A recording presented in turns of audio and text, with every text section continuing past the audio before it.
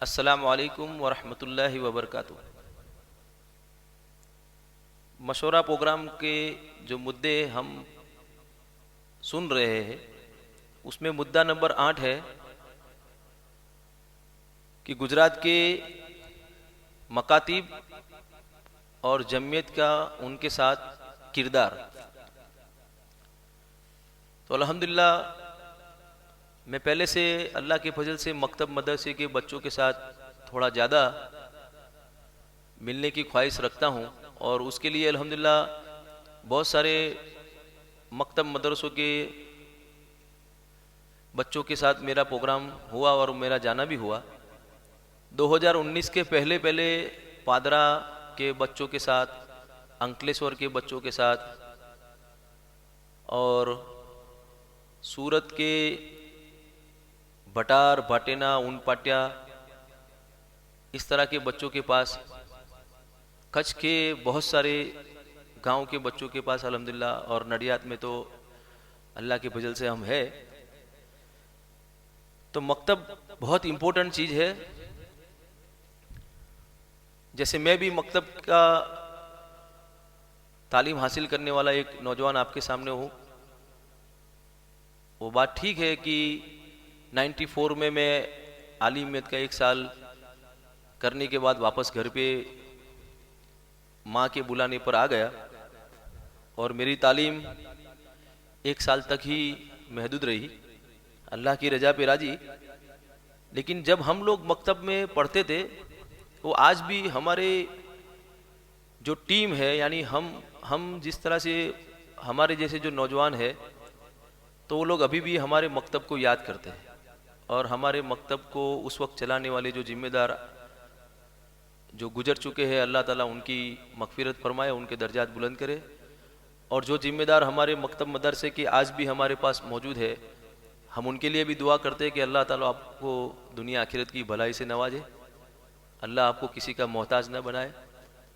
और आपने जो मकतब की जो बुनियाद डाली है, जो हमारे मकतब के जो जिम्मेदार आज नडियाद में है, उनके लिए भी हम अभी एक ख्वाहिश रखते हैं कि क्यों न यही जिम्मेदार जो हमारी मरकजी मस्जिद लाकी मस्जिद के जो जिम्मेदार थे आज भी मौजूद है, वो जिम्मेदारों के पास बैठ करके एक मकतब का पूरे सूबे के साथ उलमाए किराम को लेकर के एक अराकीन सूबाई जमियत अहले हदीस गुजरात की एक सोच है कि एक किताब ही बनाई जाए ऐसी, जिस पर अल्हम्दुलिल्लाह हमारे मदरसा फातिमा के अंदर ये तैयारी बहुत हद तक पहुंच चुकी है, उस पर काम हुआ है।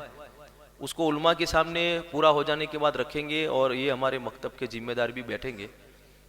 कम से कम एक किताब हमारी सूबाई जमियत अहले हदीस गुजरात की तरफ से ऐसी हो कि जिसका सालाना सूबाई जमियत अहले हदीस गुजरात की तरफ से हर बच्चों को इनाम मिले। तो ये थी मकतब के बारे में हमारी सोच। लेकिन मैं आप तमाम अहले हदीस भाई और बहनों को गुजारिश करता हूं कि आप जिस इलाके में रहते हैं वहां मस्जिद है और उसमें मकतब नहीं है, तो किस वजह से वहां मकतब नहीं है?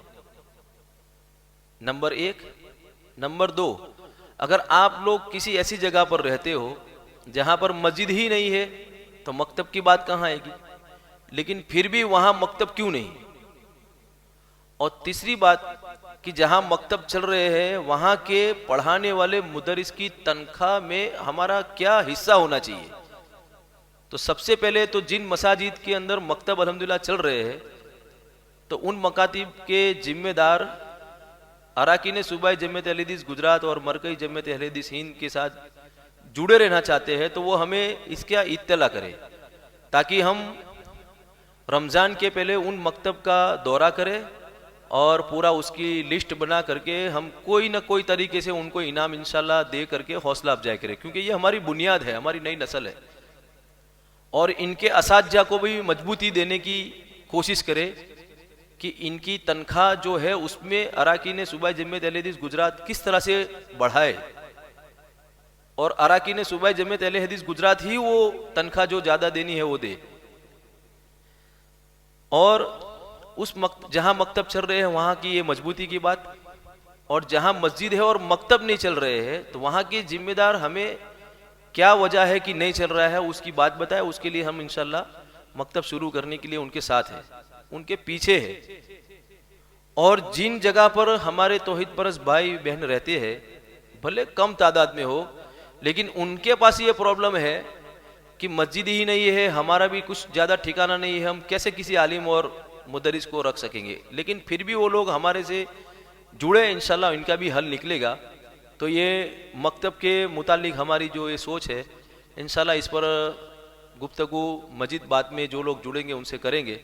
हम अल्लाह से दुआ करते हैं कि अल्लाह ताला हमें मकतब पर ध्यान देने की और मकतब के बच्चों को ज़्यादा इल्म पहुँचाने की, और जो असातिज़ा है उनके साथ और जो मकतब के ज़िम्मेदार हैं उनके साथ हमें जुड़े रहने की, और हमें उनके साथ कंधे से कंधा मिला करके जरिए माश के मामले में, हर किसी के मामले में उनके साथ रहने की अल्लाह हमें तौफीक इनायत अता फरमाए।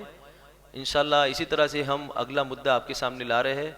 बस आप तमाम सुनने वाले हजरात और उलमाए किराम से गुजारिश है कि हमारे लिए दुआ करें, हमारे अंदर अल्लाह ताला इखलास पैदा करे और अल्लाह हमारी इस सोच को कामयाबी तक पहुँचाए। आमीन। अस्सलामु अलैकुम वरहमतुल्लाहि वबरकातुहू।